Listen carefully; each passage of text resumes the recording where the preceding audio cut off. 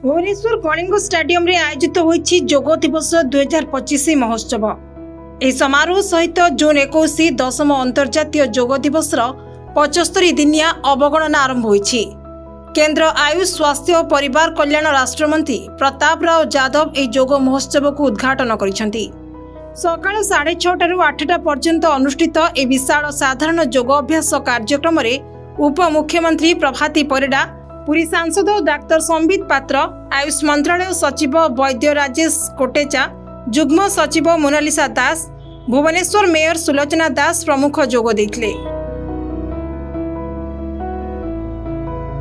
एक कार्यक्रम में उपमुख्यमंत्री प्रभाती परिडा जोग दे ओडिशा जनसाधारण को योगाभ्यास माध्यम सुस्थ और निरोग रहिबा पई आह्वान देइछंती। से कहिसंती योग आम प्राचीन सभ्यतार एक अमूल्य उपहार।